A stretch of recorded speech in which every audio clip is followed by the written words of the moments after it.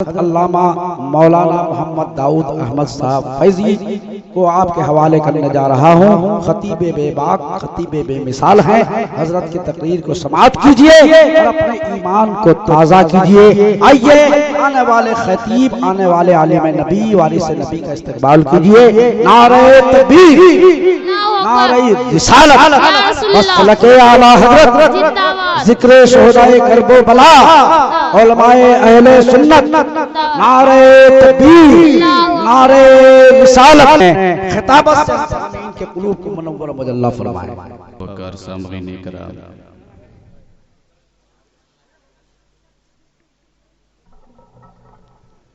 Stage پہ بیٹھے باوقار علماء کرام، شعراء کرام، سامعین عشق و وفا،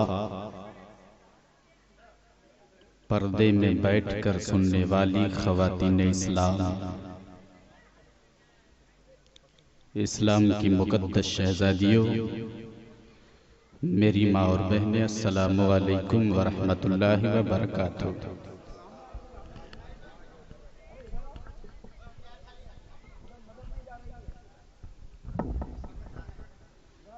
میں نے سلام کیا تھا، کچھ لوگوں نے جواب دیا اور کچھ لوگ جواب نہ دے کر کے ایک دوسرے کو دیکھ رہے تھے کس کا کتنا منہ کھل رہا ہے۔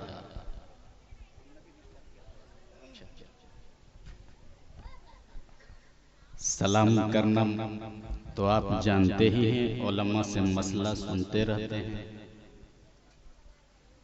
سلام کرنا سنت ہے، جواب دینا واجب ہے۔ جو آپ دے نہ سکیں ایسا تو نہیں مانگا، جو آپ دے نہ سکیں ایسا تو نہیں مانگا، سلام ہی تو کیا تھا، کوئی چندہ نہیں مانگا۔ گولڈن چانس لیا جائے۔ السلام علیکم۔ جی، آپ حضرات کو اگر حسین سے محبت ہے تو اپنی کرسیوں کو چھوڑ کر بیچ میں جو کرسیاں خالی پڑی ہے اگر آپ آ جائیں تو بہت بڑا شکریہ میں آپ کا ادا کروں گا۔ آ جائیے، ماشاءاللہ سب حسینی بیٹھے ہوئے ہیں، ماشاءاللہ۔ دیکھیے، آپ لوگوں سے بھی میں گزارش کر رہا ہوں، ہاں چچا آ جائیے، ماشاءاللہ آپ لوگ اچھے نہیں بہت اچھے ہیں، ہے نا؟ سمجھتے ہیں۔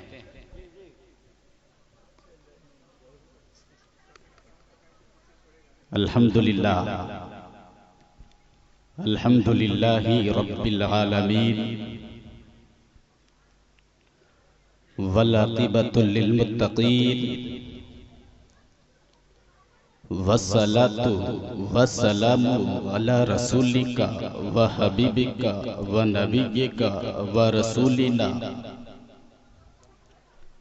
وحبیبنا ونبینا وطبیب قلوبنا وشفاء صدورنا ومصطفینا ومرتضانا محمد صلی اللہ تعالی علیہ وسلم وعلی آلہ واصحابہ وازواجہ واہل بیتہ وذریاتہ وشہداء ملتہ واولیاء امتہ علیہم اجمعین، اما بعد فاعوذ باللہ من الشیطان الرجیم، بسم اللہ الرحمن الرحیم، ولا تقولوا لمن يقتل في سبيل الله اموات بل احیاء ولکن لا تشعرون۔ صدق اللہ المولانا العظیم وبلغنا رسوله النبي الأمين المكين المتين المبين الكريم ونحن على ذلك لمن الشاهدين والشاكرين والحمد لله رب العالمين۔ ماں بہنوں سے گزارش ہے کہ آپ تھوڑی دیر کے لیے خاموش ہو جائیں۔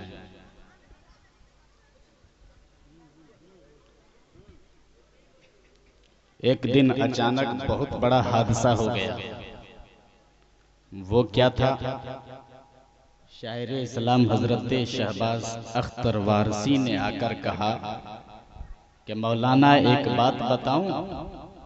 تو میں نے کہا ایک بات کیوں بتائیے گا، دو بتا دیجئے۔ تو انہوں نے کہا آج بہت بڑا حادثہ ہو گیا، آج بہت بڑا حادثہ ہو گیا ہے۔ میں نے پوچھا وہ حادثہ کیا ہے؟ بول 4 عورتیں جمع تھی اور خاموش بیٹھی ہوئی تھی۔ 4 عورتیں جمع تھی اور خاموش بیٹھی ہوئی تھی۔ آپ دیکھ لیجئے جہاں یہ لوگ رہیں گے کبھی خاموش نہیں بیٹھیں گے، ہے نا؟ دیکھ لیجئے تقریر ادھر ہو رہی ہے مگر وہ لوگ اپنی تقریر سنے گی اور کرے گی۔ میری ماں بہنوں سے گزارش ہے اگر میری آواز آپ تک پہنچ رہی ہے تو آپ خاموش ہو جائیں اور تقریر سنیں۔ حضرات، میں نے آیت مقدسہ تلاوت کرنے کا شرف حاصل کیا، اس پر تو کچھ روشنی ڈالوں گا، لیکن آئیے سب سے پہلے انتہائی ادب و احترام کے ساتھ اپنے نبی، ساری کائنات کے نبی، نبیوں کے نبی، پیغمبروں کے پیغمبر، رسولوں کے امام، صبح کائنات کے شمس الضحیٰ، شام کائنات کے بدر الدجا، شافع روز جزا، دافع جملہ بلا، نوشے ملک خدا، سب سے اولا وعلا، سب سے بالا وعلا، مصطفیٰ جان رحمت، شمع بزم ہدایت، حضور احمد مجتبی، محمد عربی روحی فدا، صلی اللہ تعالی علیہ وسلم کی بارگاہ بے کس پناہ میں عقیدت و محبت کے ساتھ جھوم کر درود پاک کا تحفہ پیش کیجئے۔ پڑھیے اللہم صلی علی سیدنا مولانا محمد وعلی علی سیدنا مولانا محمد معدن الجود والکرم وبارک وسلم صلو علیہ صلاة و سلام علیک یا رسول اللہ صلی اللہ تعالی علیہ وسلم۔ آپ نے درود پڑھا ہے، طبیعت مچل گئی، ایک بار اور نبی اور آل نبی کی بارگاہ میں بآواز بلند اللہم صلی علی سیدنا شفیعنا حبیبنا نبینا مولانا محمد معدن الجود والکرم وبارک وسلم صلو علیہ صلاة و سلام علیک یا رسول اللہ صلاة دائما سرمدن علیک یا حبیب اللہ صلی اللہ تعالی علیہ وسلم۔ کیا جو غور فصلے پہ اور ونہر پر، پیار سے بولیے سبحان اللہ۔ دیکھیے میں بار بار آپ سے کہوں گا نہیں، بات اچھی لگے گی تو خاموش مت رہیے گا، ہے نا؟ اور اگر کہنے کی ضرورت پڑے گی تو میں کہوں گا۔ کیا جو غور فصلے پر اور ونہر پر، نظر ٹھہر گئی میری حسین کے سر پر، نظر ٹھہر گئی میری حسین کے سر پر، اور شعور انتم العالون بانٹنے کے لیے، شعور انتم العالون بانٹنے کے لیے سر حسین سفر کر رہا ہے خنجر پر، سر حسین سفر کر رہا ہے خنجر پر۔ اسٹیج پہ علماء کرام کی نورانی جماعت موجود ہے. مجھ سے پیشتر آپ نے خطیب باوقار حضرت علامہ و مولانا محمد اشرف رضا صاحب قبلہ مدظ اللہ العالی سے بہت ہی پرمغز اور بصیرت افروز گفتگو آپ نے سماعت کیا ہے. آپ کے محلے کے خطیب و امام و علماء کرام تشریف رکھتے ہیں. نقیب اہل سنت حضرت علامہ مولانا ریاض عالم صاحب الیاس رضا صاحب قبلہ مدظ اللہ العالی، جن کی دھواں دھار نقابت سے آپ محظوظ ہو رہے ہیں. شاعر اسلام مداح رسول حضرت شہباز اختر وارسی کی خوبصورت آواز میں خوبصورت کلام بھی آپ نے سماعت کر لیا ہے. یہ علماء کرام اسٹیج پہ تشریف رکھتے ہیں. سب کا نام تو نہیں یاد ہے، مگر اتنا سمجھیے جو جہاں ہے، جو ذرہ جہاں ہے وہی آفتاب ہے. جو ذرہ جہاں ہے وہی آفتاب ہے. جانے والے چلے گئے، میں ان سے کوئی گزارش نہیں کروں گا. آپ بچے کچے ہیں تو دل جمعی کے ساتھ سنیے اور اپنا ایک ہاتھ حضرت امام حسن کے نام پر اٹھائیے اور ایک ہاتھ امام حسین کے نام پر اٹھائیے اور لگائیے تو یا رسول اللہ. اتنا آہستہ نہیں، اور زور سے یا رسول اللہ، یا رسول اللہ، یا نبی اللہ، یا حسین، یا حسین، یا حسین. اب ذرا آگے چلیے. ظلمت کے رقبے نور کے آرے حسین ہیں. پیار سے بولیے، پیار سے بولیے. ظلمت کے رقبے نور کے آرے حسین ہیں، گردن یزیدی جد کے اتارے حسین ہیں. گردن یزیدی جد کے اتارے حسین ہیں اور نعرہ لگا کے جائیں گے جنت میں ہم یہی. پیار سے بولو نا، پیار سے بولو. نعرہ لگا کے جائیں گے جنت میں ہم یہی کہ ہم ہیں حسین والے، ہمارے حسین ہیں. ہم ہیں حسین والے، ہمارے حسین ہیں. اور سر ہی دیا ہے، پیار سے بولیے، سر ہی دیا ہے، ہاتھ بچایا یزید سے. سر ہی دیا ہے، ہاتھ بچایا یزید سے. سچ ہے یہی کہ جنگ نہ ہارے حسین ہے. سچ ہے یہی کہ جنگ نہ ہارے حسین ہے. حضرات، اگر آپ کی طبیعت مچل گئی ہے تو آپ جانتے ہیں، آپ کا عقیدہ ہے نا کہ ہم جس محفل میں بیٹھے ہیں امام حسین ہمیں دیکھ رہے ہیں. سبحان اللہ. امام حسین ہمیں دیکھ رہے ہیں. تو جب دیکھ رہے ہیں تو آپ ادب کے ساتھ بیٹھیے اور ادب کے ساتھ بیٹھ کر سبحان اللہ اور الحمدللہ کا ورد کرتے رہیے. اب میں اپنی گفتگو کا آغاز کروں. حضرات، آپ نے اپنے محلے اور معاشرے کو دیکھا ہوگا، معاشرے کو دیکھا ہوگا، اپنے محلے کا جائزہ لیا ہوگا کہ آپ کے محلے میں بہت سارے نمازی بھی ہیں، بہت لوگ ایسے بھی ہیں جو حج بھی کر لیے ہیں، بہت لوگ ایسے بھی ہیں جو زکوٰۃ بھی ادا کرتے ہیں، بہت لوگ ایسے بھی ہیں جو خوب تقوی شعاری کرتے ہیں. کچھ لوگ ایسے بھی ملیں گے جو روزے پہ روزہ رکھتے ہیں. کچھ لوگ ایسے بھی ملیں گے جو تقوی پہ تقوی کرتے ہیں. کچھ لوگ ایسے بھی ملیں گے جو روزے پہ روزہ رکھتے ہیں، سجدے پہ سجدہ کرتے ہیں. اگر آپ کے محلے میں نہیں ہوگا تو آپ نے اڑوس پڑوس میں کہیں ضرور دیکھا ہوگا.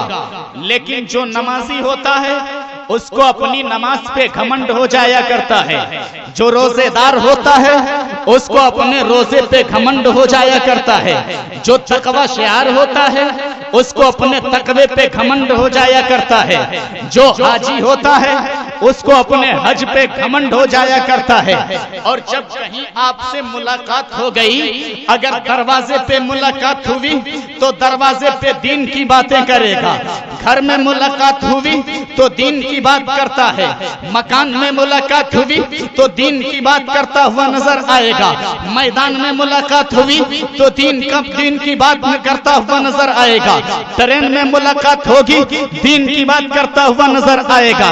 پلیٹ فارم پہ ملاقات ہوگی دین کی بات کرتا ہوا نظر آئے گا.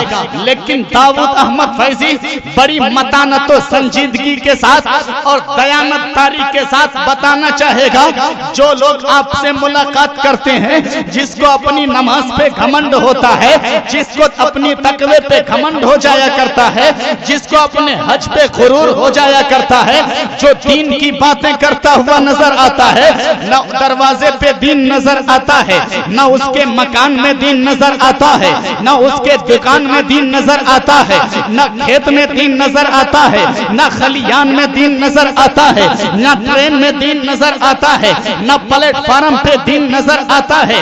آپ کہیں گے داؤد احمد فیضی پھر بتائیے نا، ہم لوگ نماز پڑھتے ہیں تو پھر دین کہاں ہے؟ عزیزان ملت اسلامیہ، پلٹ کے میں نے مولانا اشرف صاحب سے پوچھ دیا کہ حضرت بتائیے نا دین کہاں ہے؟ انہوں نے کہا میں جانتا ہوں مگر بتاؤں گا نہیں. میں نے نقیب ہندوستان حضرت علامہ الیاس رضا سے پوچھ دیا کہ حضرت بتائیے نا دین کہاں ہے؟ یہ کہیں گے میں جانتا ہوں مگر بتاؤں گا نہیں. عزیزان ملت اسلامیہ، میں نے شاعر اسلام حضرت شہباز اختر وارسی سے پوچھا کہ آپ بتائیے نا دین کہاں ہے؟ یہ کہیں گے مولانا میں جانتا ہوں مگر بتاؤں گا نہیں. میں نے عرض کیا آپ لوگ جانتے ہیں پھر بھی کیوں نہیں بتاتے؟ تو ان لوگوں نے کہا مولانا اس لیے نہیں بتاتا ہوں، جانتا ہوں مگر سہو ہو سکتی ہے، جانتا ہوں سہو ہو سکتی ہے، جانتا ہوں غلطی ہو سکتی ہے، جانتا ہوں مگر اس میں خود اعتمادی پیدا نہیں ہو سکتی ہے، اس لیے نہیں بتاتا ہوں. اس لیے ایک ایڈریس بتاتا ہوں، ایک پتہ بتاتا ہوں، اس پتے پہ آپ نمبر ڈائل کرو تمہیں دین کا پتہ مل جائے گا. دین کہاں ہے؟ میں نے کہا وہ ایڈریس بتائیے نا، آپ ایڈریس بتائیے نا، وہ پتہ بتائیے نا. تو ان لوگوں نے کہا مولانا ہم لوگوں سے مت پوچھو، ارے پوچھنا ہے تو خواجہ خواجگان خواجہ غریب نواز سے پوچھو. خواجہ غریب نواز فرماتے ہیں شاہ است حسین، بادشاہ است حسین، دین است حسین، دین بنا. سبحان اللہ. نعرہ تکبیر، نعرہ رسالت، خواجہ کا ہندوستان. میرے خواجہ غریب نواز فرماتے ہیں حسین شاہوں کے شاہ بھی ہے، حسین بادشاہوں کے بادشاہ بھی ہے، حسین دین بھی ہے، حسین دین کی پناہ بھی ہے. عزیزان ملت اسلامیہ، میں نے پہلے یہی کہا تھا نا کہ لوگ نمازی ہوتے ہیں اسے اپنی نماز پہ گھمنڈ ہو جایا کرتا ہے. لوگ حاجی ہوتے ہیں اس کو اپنے حج پہ گھمنڈ ہو جایا کرتا ہے. جو تقوی شعار ہوتے ہیں اسے اپنے تقوی پہ غرور ہو جایا کرتا ہے. جو حاجی ہوتے ہیں اسے اپنے حج پہ گھمنڈ ہو جایا کرتا ہے. لیکن خواجہ غریب نواز فرماتے ہیں حسین بادشاہوں کے بادشاہ بھی ہے، حسین تقوی شعاروں کے تقوی شعار بھی ہے، حسین بڑے بڑے غازیوں کا غازی بھی ہے، حسین بڑے بڑے تقوی شعاروں کا تقوی شعار بھی ہے، حسین بڑے بڑے روزہ داروں کا روزہ دار بھی ہے. مگر کوئی گھمنڈ نہیں، کوئی غرور نہیں، کوئی تکبر نہیں، کوئی تعصب نہیں. عزیزان ملت اسلامیہ، تو ہم سنیوں کو نماز پہ گھمنڈ نہیں ہوتا ہے، روزے پہ ناز نہیں ہوتا ہے، تقوی پہ ناز نہیں ہوتا ہے، ہم لوگوں کو اپنی عبادت پہ ناز نہیں ہوتا ہے. ارے ہم سنیوں کو اگر ناز ہے تو مصطفیٰ جان رحمت پہ ناز ہوتا ہے، نہ طاعت پر، نہ تقوی پر، نہ زہد و اتقا پر ہے ہمارا ناز. جو کچھ ہے محبت. سبحان اللہ. نعرہ تکبیر، नारे रिसालत या हुसैन या हुसैन। सुभान अल्लाह। हमको अगर नाज है तो किस पे नाज है? प्यार से बोलिए, मुस्तफा जाने रहमत पे नाज है। अजीजाने मिल्लत इस्लामिया, आओ जरा जहन को करीब करो। ख्वाजा गरीब नवाज अलैहि रहमत और रिजवान फरमाते हैं, हुसैन शाहों के शाह भी है, हुसैन बादशाहों के बादशाह भी है, हुसैन दीन भी है, हुसैन दीन के पनाह भी है। अब जरा जहन को करीब करो, मैं आपको बताना चाहूंगा। ख्वाजा गरीब नवाज फरमाते हैं, हुसैन दीन भी है, हुसैन दीन की पनाह भी है, हुसैन का वजूद दीन है, हुसैन की शख्सियत दीन है, हुसैन का वजूद दीन है, हुसैन का वजूद दीन है, हुसैन की शख्सियत दीन है। अजीजाने मिल्लत इस्लामिया, हुसैन अगर मदीने में है तो हुसैन दीन है, हुसैन अगर मदीने तैयबा में है तो हुसैन दीन है, हुसैन नाना के कांधे पर है तो हुसैन दीन है, हुसैन अली की गोद में है तो हुसैन दीन है, हुसैन नाना के रोजे पर है तो हुसैन दीन है, हुसैन दीन है। हुसैन आजम रज़ी अल्लाह ताला अन्हो करबला की धरती पर जाते हैं, करबला में पहुंचे हैं हुसैन, हुसैन दीन नजर आ रहे हैं। अली अकबर की जवानी लुटा रहे हैं हुसैन, हुसैन दीन नजर आ रहे हैं। अली असगर की मासूमियत पेश कर रहे हैं हुसैन, हुसैन दीन नजर आ रहे हैं। अपने भतीजे कासिम की कुर्बानी दे रहे हैं हुसैन, हुसैन दीन नजर आ रहे हैं। अब्बास भाई के बाजू कटवा रहे हैं हुसैन, हुसैन दीन नजर आ रहे हैं। औनो मोहम्मद को कुर्बान कर रहे हैं हुसैन, हुसैन दीन नजर आ रहे हैं। लेकिन जब हुसैन ने खंजरे जफा के धारे के नीचे अपना सर सजदे में कटवाया है तो पेशानी हुसैन से खूने हुसैन जमीन पर गिरने से पहले पेशानी हुसैन को चूम कर कहा, ऐ हुसैन अब तक तो तू दीन था लेकिन अब दीन की पनाह हो गया है, दीन के पनाह।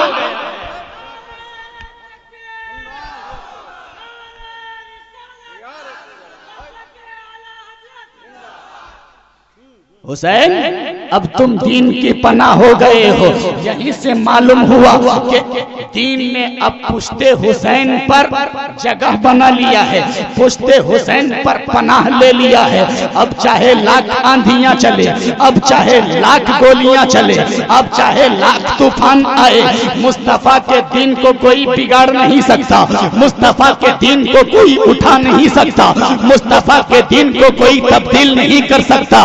इसलिए कि दीन ने पुश्ते हुसैन पर पनाह ले लिया है। अजीजाने मिल्लत इस्लामिया, अब पलट के आपने पूछ दिया, दाऊद अहमद फैजी, हम लोग भी तो नमाज पढ़ते हैं, हम लोग भी तो रोजा रखते हैं, हम लोग भी तो तकवा शिआर है, हम लोग भी तो हज करते हैं, हम लोग भी तो तस्बीह व तहलील करते हैं। ऐ दाऊद अहमद फैजी बताइए ना, अगर दीन नहीं है तो हम नमाज कैसे पढ़ते हैं? हमारे घर में दीन नहीं है तो हम रोजा कैसे रखते हैं? हमारे घर में दीन नहीं है तो हम ज़कात कैसे देते हैं? हमारे पास दीन नहीं है तो हम हज कैसे करते हैं? हमारे पास दीन नहीं है तो हम नेकियां कैसे करते हैं? दीन हमारे पास आया कहां से? तो आओ दाऊद अहमद फैजी आपको बताना चाहेगा। ऐ मुसलमानों, वही दीन जो करबला में पुश्ते हुसैन पर पनाह लिया था, अब दीन करबला से चला है, गौसे आजम के पास पहुंचा है, करबला से दीन चला है, ख्वाजा गरीब नवाज के यहाँ पहुंचा है, करबला से दीन चला है, मखदूमे के चौछा के यहाँ पहुंचा है, करबला से दीन चला है, मखदूमे बिहारी के यहाँ पहुंचा है, करबला से दीन चला है, निजामुद्दीन के यहाँ पहुंचा है, करबला से दीन चला है, कुतुबुद्दीन के यहाँ पहुंचा है, करबला से दीन चला है, इमाम अहमद रजा के यहाँ पहुंचा है और इमाम अहमद रजा के यहाँ से दीन चला है। हम सुन्नियों के घर घर में, हम सुन्नियों के घर घर पहुंचा है। अजीजाने मिल्लत इस्लामिया, प्यार से बोलिए सुभान अल्लाह और अकीदत से बोलिए या रसूल अल्लाह। मैं कॉपरेटर से गुजारिश करूंगा, आपका बेस ज्यादा है, आवाज खींच रही है, थोड़ा उसको सही कीजिए। माइक ऑपरेटर भाई जरा सा बेस कम कर दीजिए। बेस कम कीजिए, प्रोग्राम मुसलसल चल रहा है, अभी भी मैं प्रोग्राम करके निकला हूँ, آواز لگی رہتی ہے، اور ایک دن آواز اگر ختم ہو گئی تو کل کا پروگرام نہیں ہو پائے گا۔ عزیزان ملت اسلامیہ، مائک کا ٹھیک ہونا بہت ضروری ہے۔ پیار سے بولیے سبحان اللہ، اور عقیدت سے بولیے یا رسول اللہ۔ آپ لوگ دعا فرمائیے، اور انشاءاللہ میں کوشش کر رہا ہوں، اگر آواز سلامت رہی تو میں کوشش کرتا ہوں انشاءاللہ وہ تقریر سنا ہوگا جو کل پرسوں نہیں برسوں یاد رہے گی، ہے نا، برسوں یاد رہے گی۔ لیکن آپ حضرات دعا فرمائیں، اور میں آپریٹر سے گزارش ہے کہ اپنے نفس کو ٹٹولیے اور آواز کو صحیح کیجئے۔ عزیزان ملت اسلامیہ، ابھی حضرت شہباز اختر صاحب، اور آواز بڑھا دیجئے نا، شہباز اختر صاحب نعرہ لگا رہے تھے۔ کیا کر رہے تھے؟ نعرہ لگا رہے تھے۔ تو کچھ لوگ شہباز اختر صاحب کے منہ کو دیکھ رہے تھے، اور کچھ لوگ زبان کو ہلا رہے تھے، ہے نا، اور یہ دیکھ رہے تھے کہ کس کا کتنا کھلتا ہے، کس کا کتنا کھلتا ہے۔ ایک آدمی کے دانت میں درد پیدا ہو گیا، ڈاکٹر صاحب کے پاس گیا، کہا ڈاکٹر صاحب میرے دانت میں درد ہے، کچھ ایسا کیجئے نا کہ دانت کا درد ختم ہو جائے۔ جیسے ہی ڈاکٹر نے ٹارچ مار کے دیکھا مریض کا تو دانت سڑ گیا تھا۔ ڈاکٹر نے کہا بابو ایسا ہے دانت نکالنا پڑے گا، اگر دانت نہیں نکالوں گا تو درد ختم بھی نہیں ہوگا۔ تو کہا ڈاکٹر صاحب دانت نکال دیجئے گا تو درد تو ختم ہو جائے گا۔ کہا ڈاکٹر میں ہوں یا تم ہو، جو کہتا ہوں وہ سنو۔ تو کہا ٹھیک ہے ڈاکٹر صاحب دانت نکال دیجئے، درد تو ختم ہو جائے گا۔ کہا ٹھیک ہے منہ کھولو، تھوڑا سا کھولا۔ کہا اتنا سے کام نہیں چلے گا، تھوڑا اور کھولو، پھر کھول دیا۔ کہا اتنا سے کام نہیں چلے گا، تھوڑا اور کھولو، اور کھول دیا۔ تو ڈاکٹر نے اور غصے میں آ کر کہا کہ تھوڑا اور کھولو۔ تو مریض غصے میں آ گیا اور کہا ڈاکٹر صاحب کیا منہ میں بیٹھ کے نکالیے گا؟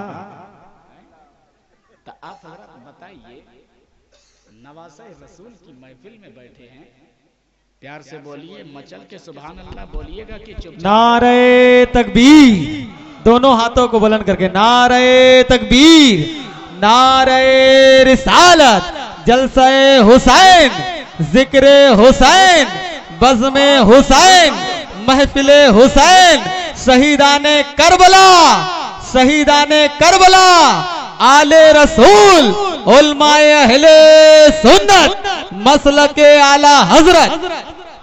یہ تو اسٹیج والے لگائے ہیں، ہے کوئی جو مجمع سے لگاوے نعرہ؟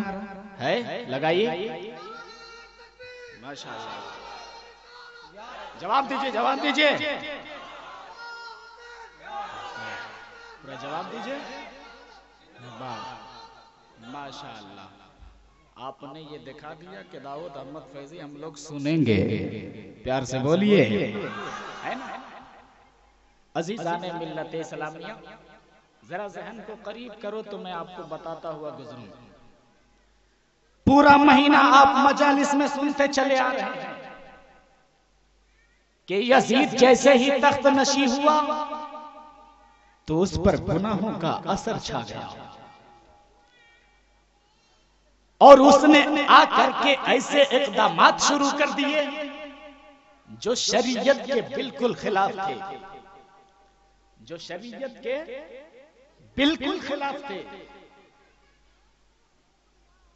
عزیزان ملت اسلامیہ،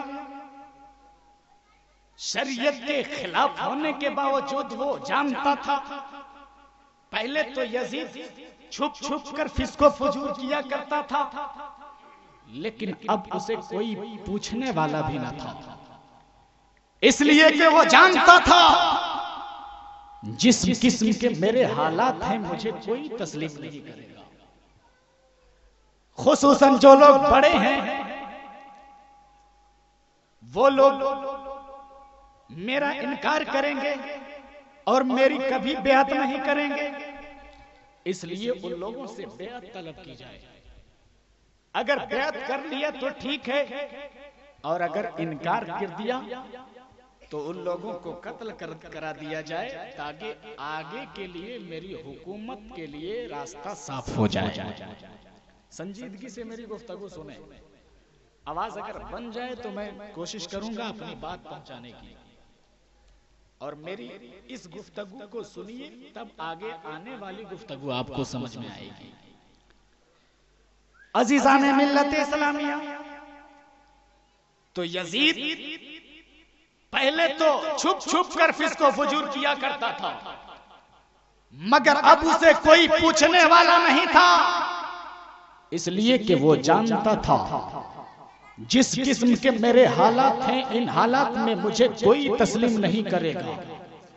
چنانچہ انہوں نے بیعت لینا شروع کر دیا، اور سب سے پہلے حضرت عبداللہ ابن زبیر رضی اللہ تعالیٰ عنہ، حضرت عبداللہ ابن عمر رضی اللہ تعالیٰ عنہ، اور حضرت امام حسین رضی اللہ تعالیٰ عنہ سے بیعت طلب کی۔ یہ لوگ خود بھی بڑے تھے اور بڑوں کے اولاد بھی تھے، تو حضرت عبداللہ ابن زبیر رضی اللہ تعالیٰ عنہ اور حضرت عبداللہ ابن عمر رضی اللہ تعالیٰ عنہ مدینہ چھوڑ کر مکہ ہجرت کر گئے، اور امام حسین نے انکار کر دیا کہ یزید میں تیرے ناپاک ہاتھ پہ اپنا پاک ہاتھ نہیں دے سکتا۔ عزیزان ملت اسلامیہ، اس وقت کوفہ سے لگ بھگ 150 خطوط آ چکے تھے کہ اے حسین آپ کوفہ تشریف لے آویں، ہم لوگ یزید کے ہاتھ پر اپنا ہاتھ نہیں دینا چاہتے، ہم لوگ آپ کے والد گرامی حضرت علی رضی اللہ تعالی عنہ سے محبت کرنے والے ہیں، آپ کے بھائی حضرت امام حسن سے محبت کرنے والے ہیں، اس لیے آپ کوفہ تشریف لائیں، ہم آپ کے دست حق پرست پر بیعت حاصل کریں گے۔ عزیزان ملت اسلامیہ، اتنا کہنے کے بعد کوفہ سے خطوط آتے رہے، اور خط کے مضامین یہ بھی تھے کہ اے حسین اگر آپ کوفہ تشریف نہ لائے تو معاملہ ایسا ہوگا کہ ہمیں مجبوراً یزید کی بیعت کرنی ہوگی، اور کل قیامت کے دن اگر پروردگار عالم نے مجھ سے پوچھ دیا کہ بتاؤ ایک یزید جیسے فاسق کو فاجر کے ہاتھ پر اپنا ہاتھ کیوں دیا تھا، تو اس وقت کہہ دوں گا میرے پروردگار ہم نے اس لیے دیا تھا کہ شخص کو کوفہ بھیجا جائے، اور آپ نے اپنے چچا زاد بھائی حضرت امام مسلم ابن عقیل کو بھیج دیا۔ جب بھیجا تو آپ نے ساتھ میں یہ کہا کہ اگر حالات تسلی بخش ہوئے تو خط روانہ کرنا، میں بھی مدینہ سے کوفہ آ جاؤں گا۔ چلے گئے حضرت امام مسلم ابن عقیل، اور ادھر یزیدیوں نے امام حسین سے سوال کر دیا اے حسین ہاتھ دینا پڑے گا۔ امام پاک فرماتے ہیں دیکھ یزیدی، میں تیرے ناپاک ہاتھ پہ اپنا پاک ہاتھ نہیں دے سکتا۔ یزید کہتا ہے حسین اگر ہاتھ نہیں دیجئے گا تو مدینہ چھوڑنا پڑے گا۔ آپ فرماتے ہیں نانا کا مدینہ چھوڑ دوں گا لیکن تیرے ناپاک ہاتھوں پہ اپنا پاک ہاتھ نہیں دوں گا۔ یزید کہتا ہے حسین اگر ہاتھ نہیں دیجئے گا تو کربلا جانا ہوگا۔ میرے امام فرماتے ہیں کہ نانا کا وعدہ نبھانے کے لیے کربلا چلا جاؤں گا مگر تیرے ناپاک ہاتھ پہ اپنا پاک ہاتھ نہیں دوں گا۔ پھر یزید کہتا ہے حسین اگر ہاتھ نہیں دیجئے گا تو مدینہ چھوڑنا پڑے گا۔ حالات ایسے ہو گئے تھے کہ امام حسین کو مدینہ چھوڑ دینا پڑا۔ یہ وہی مدینہ ہے جس مدینے میں حسین کے نانا جان رہتے ہیں، یہ وہی مدینہ ہے جس مدینے میں حسین کے نانا جان کا روضہ مبارک ہے، یہ وہی مدینہ ہے جس مدینے میں حسین کا بچپنا گزرا ہے، یہ وہی مدینہ ہے جس مدینے میں حسین رسول کے کاندھے پر سوار ہو کر گھوما کرتے تھے، یہ وہی مدینہ ہے جس مدینے میں فرشتے بھی ادب کے ساتھ اترتے ہیں.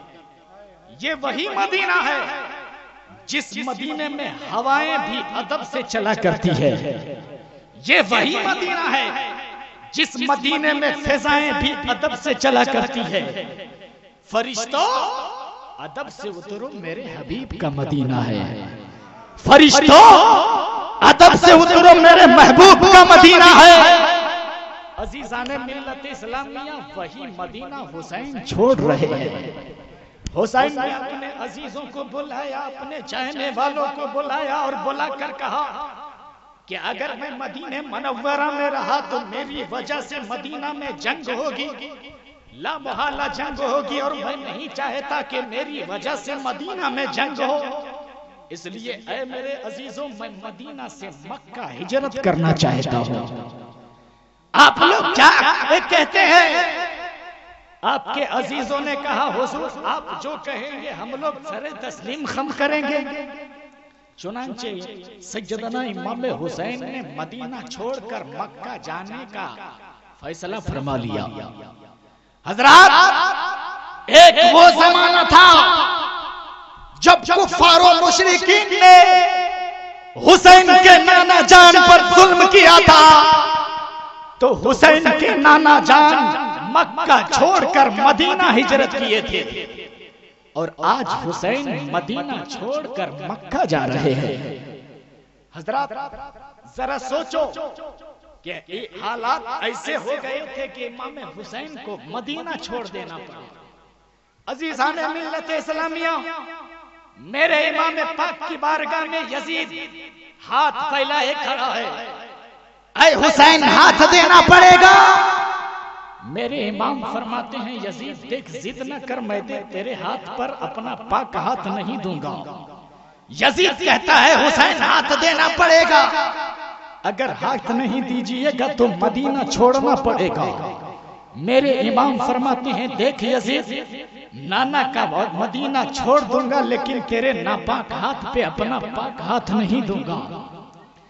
اب میں بھی بڑی دنوں تک سوچتا رہا, یا اللہ یزید کے پاس دولت تھی, یزید کے پاس حکومت تھی, یزید کے پاس مال و دولت تھی, یزید کے پاس جاہ و حشمت تھی, پھر یزید امام حسین سے ہاتھ کیوں مانگ رہا تھا؟ پیار سے بولو, پیار سے بولو. اے یزید تیرے پاس کمی کیا تھی جو حسین کا ہاتھ مانگ رہا تھا؟ تو آج بھی یزید کہنے پر مجبور ہے. سنو, ارے یزید کے پاس سب کچھ ہوتے ہوئے بھی یزید حسین کے سامنے بھکاری ہے. اے حسین ہاتھ دے دیجئے. میرے امام فرماتے ہیں نہیں دوں گا. یزید کہتا ہے حسین اگر ہاتھ نہیں دیجئے گا تو علی اکبر کی جوانی دینی پڑے گی. امام پاک فرماتے ہیں علی اکبر کو کٹوا دوں گا لیکن تیرے ناپاک ہاتھوں پہ اپنا پاک ہاتھ نہیں دوں گا. عزیزان ملت اسلامیہ, آؤ ذرا تاریخ کا پنہ پلٹو, دیکھو مصطفیٰ جان رحمت کے نواسے کو حالات ایسے ہو گئے تھے کہ حسین کو مدینہ چھوڑنا پڑ رہا ہے. حضرات آپ ذرا ذہن کو قریب کرو, آپ اپنا گاؤں چھوڑتے ہو, विदेश जाते हो, मलेशिया जाते हो, सऊदिया जाते हो, इंग्लैंड जाते हो, तुर्किस्तान जाते हो, तो बताओ कितना रोते हो. पलट पलट कर अपने गांव को देखते हो, पलट पलट कर अपने गांव को देखते हो. आंखों में आंसुओं का सैलाब उमड़ पड़ता है, आंखों में आंसुओं का सैलाब जारी हो जाता है कि मेरा भाई मुझसे छूट रहा है, मेरा बाप मुझसे छूट रहा है, मेरे दादा मुझसे छूट रहे हैं, मेरी अम्मी मुझसे छूट रही है, मेरा बाप मुझसे छूट रहा है, मेरा पड़ोस मुझसे छूट रहा है, मेरा खानदान मुझसे छूट रहा है. आंखों में आंसुओं का सैलाब जारी हो जाता है, आंखें बरसने लगती है कि दूर जा रहा हो, पता नहीं जिंदगी वापस, जिंदगी अगर रही तो वापस आऊंगा, फिर मुलाकात होगी. अजीजान मिल्लत इस्लामिया, आओ जरा तारीख का پنا پلٹو. حضرت امام حسین سے یزیدیوں نے ہاتھ مانگا تھا. یزید ہر طرف سے تیار ہو چکا ہے. اے حسین ہاتھ دینا پڑے گا. میرے امام فرماتے ہیں نہیں دوں گا. یزید کہتا ہے حسین اگر ہاتھ نہیں دیجئے گا تو مدینہ چھوڑنا پڑے گا. میرے امام فرماتے ہیں نانا کا مدینہ چھوڑ دوں گا لیکن تیرے ناپاک ہاتھ پہ اپنا پاک ہاتھ نہیں دوں گا. یزید پھر کہتا ہے اے حسین ہاتھ دینا پڑے گا. اگر ہاتھ نہیں دیجئے گا نا تو علی اکبر کی جوانی لٹانی پڑے گی. آپ فرماتے ہیں علی اکبر کی جوانی لٹا دوں گا لیکن تیرے ناپاک ہاتھ پہ اپنا پاک ہاتھ نہیں دوں گا. میرے امام فرماتے ہیں اے یزید ارے حسین پہاڑ سے بھی ٹکرانے کے لیے تیار ہے.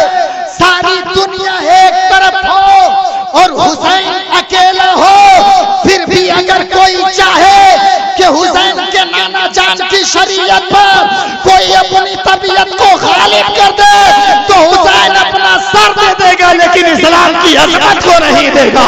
حسین اپنا خاندان لٹا دے گا لیکن اسلام کی عظمت.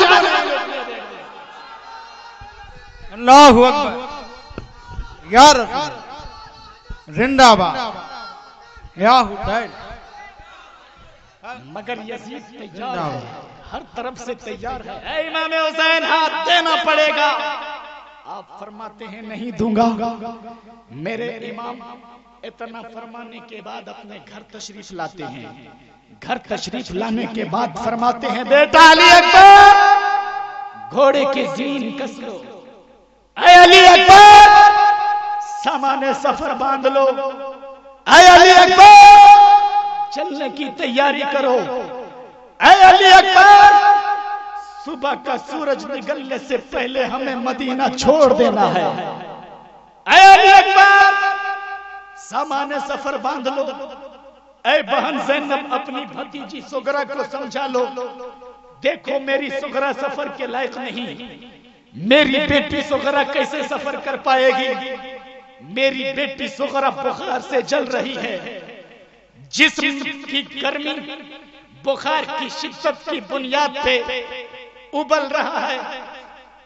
اے میری بہن زینب میری بیٹی سغرا سفر کے لائق نہیں. اور اے علی اکبر تم سامان سفر باندھ لو.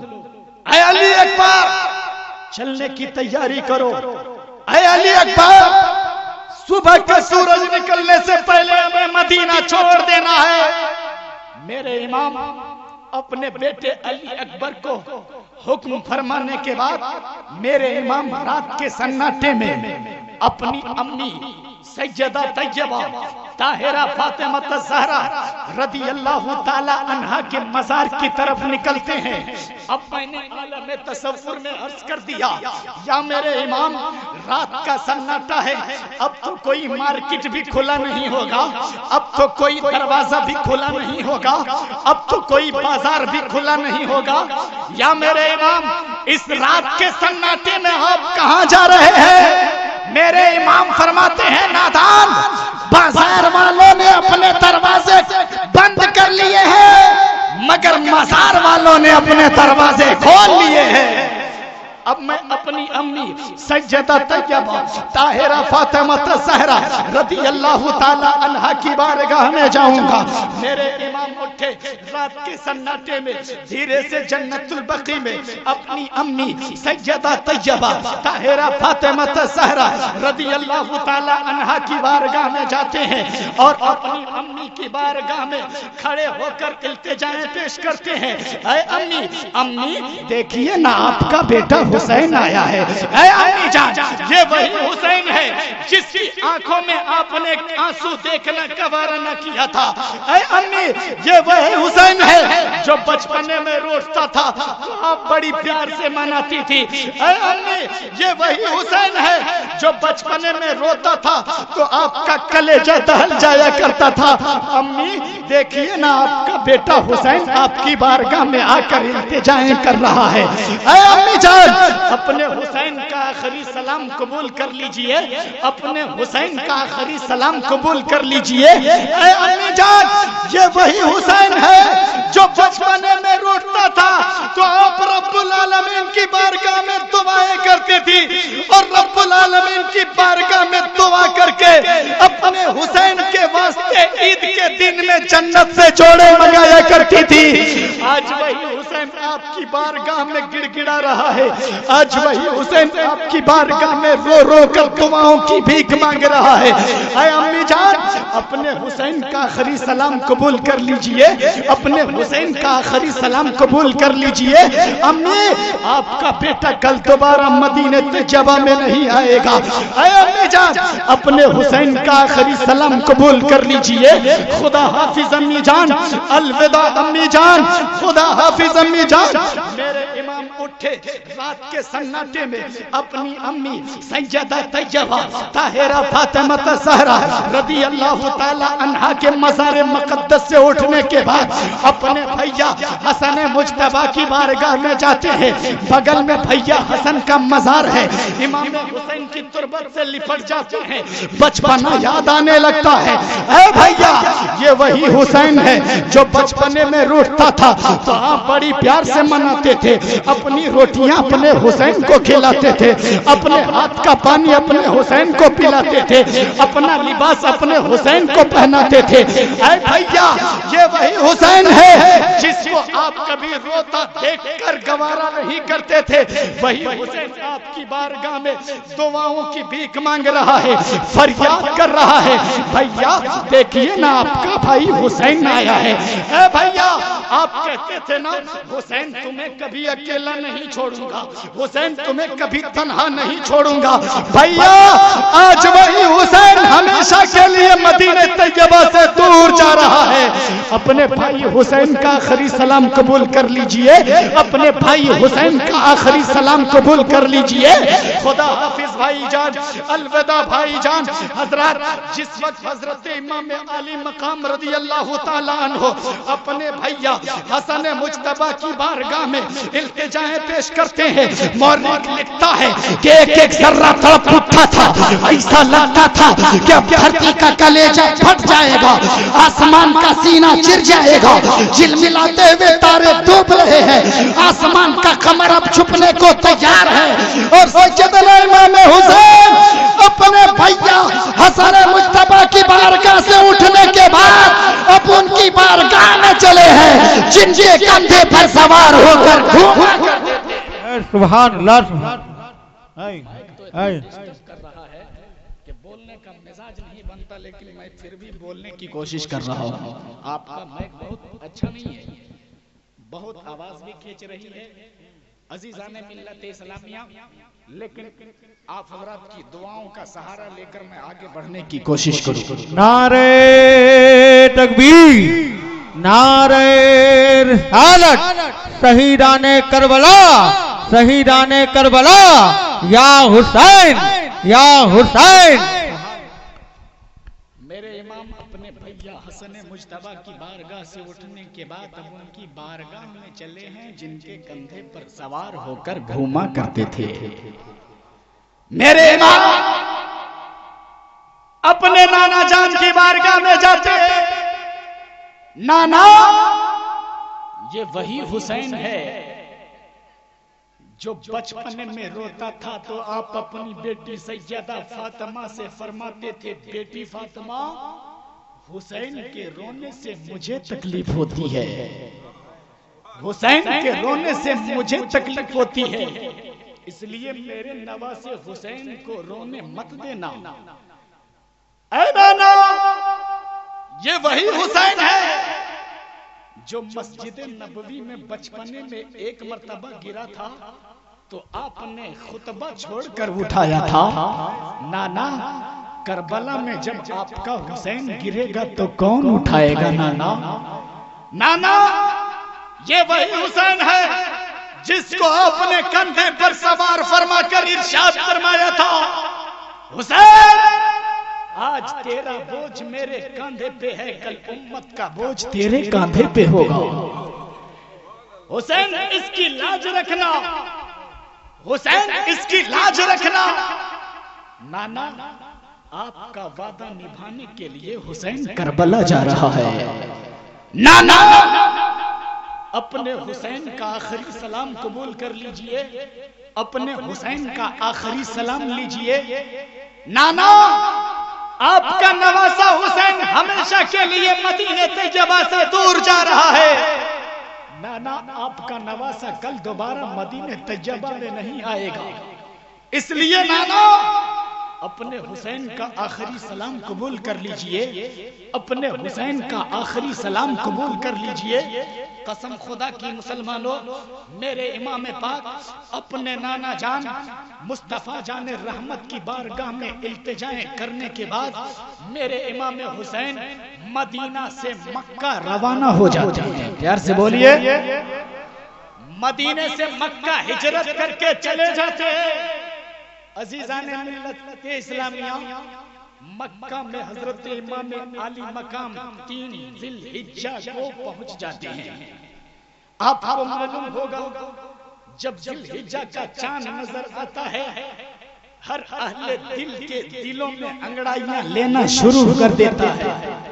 ذی الحجہ کا چاند نظر آ گیا، ہر اہل ثروت جس کے پاس مال استطاعت ہے، جو صاحب نصاب ہے، بارگاہ خداوندی میں قربانی پیش کرتا ہے.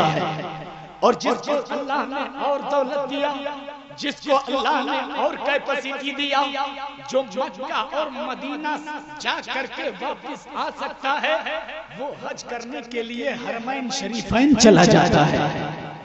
اے میرے امام، ذی الحجہ کا مہینہ ہے، مگر میرے امام جب مکہ پہنچتے ہیں تو مکہ سے خطوط جب آ گئے کہ آپ جلد کوفہ تشریف لے آئے، میرے امام پاک مکہ چھوڑ کر کوفہ کے لیے روانہ ہوتے ہیں. میں نے عالم تصور میں عرض کیا، یا امام حج کا زمانہ ہے، حج کر لیتے.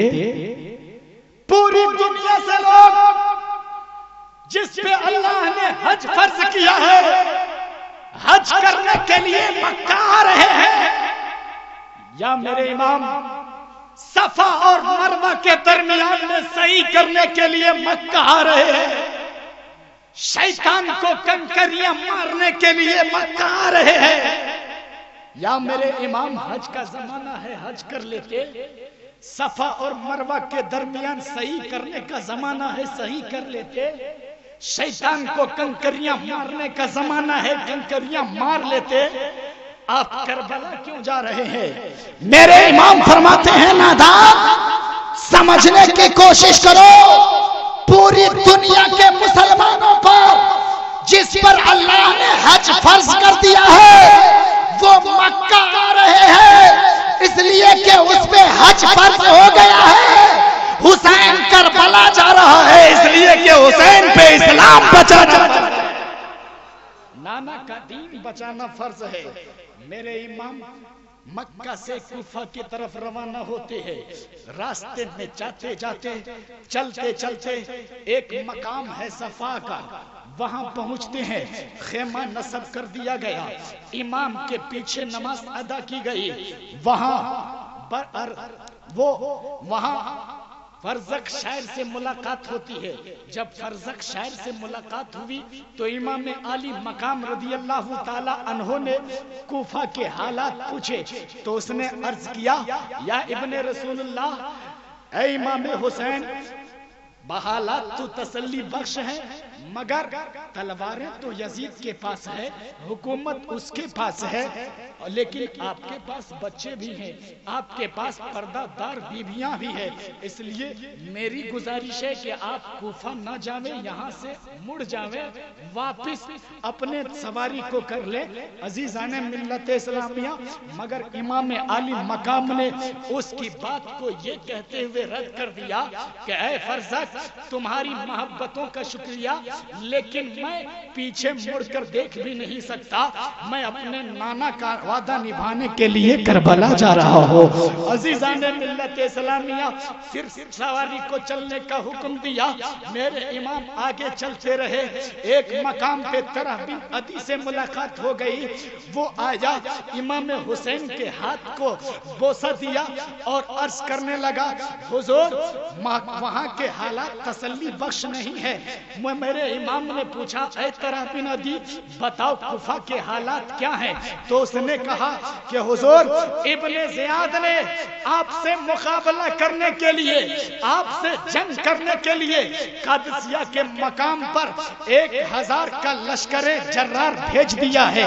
عزیزان ملت اسلامیہ، اس نے کہا یا میرے امام آپ واپس ہو جائیے، آپ یہاں سے لوٹ جائیے، کربلا نہ جائیے۔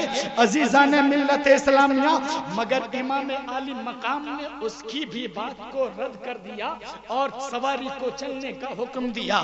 آگے چلے گئے، آگے جب چلے گئے تو ایک مقام ہے سالبہ، سالبہ کے مقام پر خیمہ زن ہو گئے۔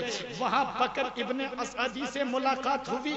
جب بکر ابن اسعدی سے ملاقات ہوئی تو آپ نے کوفہ کے حالات کے بارے میں پوچھا، تو کوفہ کے حالات کے بارے میں جیسے ہی پوچھا تو بکر ابن اسعدی نے کہا حضور والا وہاں کے لوگ آپ سے جنگ کرنے کے لیے تیار ہو چکے ہیں، اور آپ نے اپنے چچا زاد بھائی مسلم ابن عقیل کو کوفہ بھیجا ہے نا، ان لوگوں نے ان کو بھی شہید کر دیا ہے، ان کے بچوں کو بھی شہید کر دیا ہے، اس لیے یا میرے امام آپ ادھر نہ جاویں، یہاں سے اپنی سواری کو موڑ لیں، آگے آپ کے لیے خطرہ ہے، آپ کے ساتھ ننھے ننھے بچے ہیں، آپ کے ساتھ پردہ دار بیویاں ہیں، اس لیے اگر آپ جائیں گے تو یقیناً لڑائی ہوگی۔ عزیزان ملت اسلامیہ، میرے امام عالی مقام رضی اللہ تعالی عنہ ان کی بھی بات یہ کہہ کر کے رد کر دیتے ہیں کہ دین سے منہ چورا کے واپس مڑنا کفر ہے، اس لیے مجھے کربلا جانا ہے۔ عزیزان ملت اسلامیہ، رات اسی مقام پہ بسر کیا گیا، سالبہ کے مقام پہ بسر کیا گیا، رات گزری مگر حضرت امام مسلم اور ان کے بچوں کی شہادت بات بار یاد آ رہی تھی۔ امام حسین کے آنکھوں سے آنسو جاری ہو گئے۔ میرے امام فرماتے ہیں کہ میرا بھائی مسلم ابن عقیل نے اللہ کی رضا کے لیے اپنی بھی جان دے دیا، اپنے بچوں کی بھی جان دے دیا۔ عزیزان ملت اسلامیہ، پھر صبح کی سفیدی نمودار ہوئی۔ جب صبح ہو گئی عزیزان ملت اسلامیہ، آپ اپنے سواری کو چلنے کا حکم دینے ہی والے تھے کہ حر ابن ریاح آ جاتا ہے۔ پوچھا میرے امام نے اے حر کس لیے آئے ہو؟ تو کہنے لگا ابن زیاد نے 1000 کا دستہ دے کر آپ کو گرفتار کرنے کے لیے بھیجا ہے۔ میرے امام فرماتے ہیں پھر تم کیا کرنا چاہتے ہو؟ کہا حضور والا میں گرفتار نہیں کرنا چاہتا، اس لیے میں نے دوسری مقام پہ اپنی فوج کو اتار دیا ہے اور میں اکیلا ملنے کے لیے آپ سے آ گیا، اس لیے میری گزارش ہے کہ آپ کربلا نہ جاویں، آپ یہاں سے کوئی دوسرا راستہ اختیار کر لیں۔ آپ دوسرے راستے کو اختیار کر لیں گے تو ہو سکتا ہے کہ وہ لوگ آپ کو دیکھ نہ پائیں، اور جب نہیں دیکھیں گے تو جنگ بھی نہیں ہوگی۔ عزیزان ملت اسلامیہ، مگر میرے امام عالی مقام رضی اللہ تعالی عنہ نے اس کی بات کو بھی رد کر دیا، سواری کو چلنے کا حکم دیا۔ امام پاک رضی اللہ تعالی عنہ کے ساتھ 72 جانثار پر مشتمل سواری چل رہی ہے، لوگ جا رہے ہیں، یہ مقدس قافلہ چل رہا ہے۔ چلتے چلتے آ گیا کربلا کا میدان۔ جب کربلا کا میدان آیا ہے، رات کا سناٹا ہے، میرے امام پاک کا گھوڑا رک جاتا ہے، اور امام پاک کا گھوڑا جب رک گیا تو میرے امام نے بہت سواری کو ہانکنے کی کوشش کیا، آگے نہیں بڑھا تو آپ نے پلٹ کے اپنے بیٹے کو کہا کہ بیٹا اس جگہ کا نام معلوم کرو۔ پیار سے بولیے اس جگہ کا نام معلوم کرو۔ شہزادے علی اکبر کھڑے ہو گئے، عرض کی ابا جان اس کو ماریا کہتے ہیں۔ کہا بیٹا علی اکبر اس کا کوئی دوسرا بھی نام ہے؟ کہا ہاں ابو جان اس کو کرب و بلا بھی کہتے ہیں۔ پیار سے بولیے۔ میرے امام کے آنکھوں میں آنسو آ گئے۔ میرے امام نے عرض کیا بیٹا علی اکبر گھوڑے کی زین کھول دو، اے علی اکبر سامان سفر اتار لو، اے علی اکبر حسین اپنی منزل تک پہنچ گیا ہے، اس لیے خیمہ لگاؤ خیمہ۔ عزیزان ملت اسلامیہ، میرے امام کے آنکھیں برسنے لگتی ہے۔ شہزادے علی اکبر نے پوچھا بیٹا، شہزادے علی اکبر نے عرض کی ابا جان آپ اس قدر کیوں رو رہے ہیں؟ میرے امام فرماتے ہیں بیٹا علی اکبر گھوڑے کی زین کھول دو، حسین اپنی منزل تک پہنچ چکا ہے۔ یہی وہ میدان ہے جس میدان سے میرے ابو جان بابا علی گزرے تھے تو آپ کا گھوڑا رک گیا تھا، اور جب آپ کا گھوڑا رک گیا تھا تو آپ گھوڑے سے اتر کر اسی میدان میں 2 رکعت نماز نفل ادا کیے تھے، اور نماز نفل ادا کر کے بارگاہ خدا بندی میں عرض کیا تھا میرے پروردگار میرے حسین کے بازوؤں میں قوت عطا فرما، میرے حسین کے بازوؤں میں ہمت عطا فرما، میرے حسین کے بازوؤں میں طاقت عطا فرما۔ اس لیے علی اکبر حسین اپنی منزل تک آ گیا ہے، گھوڑے کی زین کھول دو، اے علی اکبر سامان سفر اتار لو، اے علی اکبر خیمہ لگاؤ۔ عزیزان ملت اسلامیہ خیمہ لگا دیا گیا، ادھر سے 22,000 کا لشکر جرار عزیزان ملت اسلامیہ ابن زیاد کے طرف سے کربلا پہنچ جاتا ہے۔ ابن زیاد کے طرف سے عمر ابن سعد کی گورنری میں کربلا جب پہنچتا ہے تو عمر ابن سعد امام حسین سے ملاقات کرنے کی خواہش کرتا ہے کہ ہم امام حسین سے ملاقات کریں گے اور پوچھا جائے گا کہ جنگ کب شروع کیا جائے گا۔ عزیزان ملت اسلامیہ مگر میرے امام عالی مقام کے پاس خاصیت کے ذریعے جب یہ پیغام پہنچایا گیا کہ عمر ابن سعد آپ سے ملاقات کرنا چاہتا ہے، آپ سے گفتگو کرنا چاہتا ہے، تو میرے امام نے منظور فرما لیا، اور پھر ایک بدبخت اور ایک نیک بخت کی ملاقات ہوئی رات کے سناٹے میں، گوشے تنہائی میں میرے امام اور عمر ابن سعد کے درمیان میں باتیں ہوئی۔ میرے امام نے 3 شرائط رکھے، 3 پرستاؤ رکھا۔ ایک پرستاؤ یہ تھا، پہلا یہ تھا کہ اے عمر ابن سعد میں جنگ نہیں کرنا چاہتا، جہاں سے میں آیا ہوں مجھے ادھر ہی واپس لوٹنے کی اجازت دے دو۔ پہلی شرط امام حسین نے یہ رکھا۔ دوسری شرط یہ رکھا کہ مجھے کسی سرحدی مقام پہ جانے دو جہاں سے میں جا کر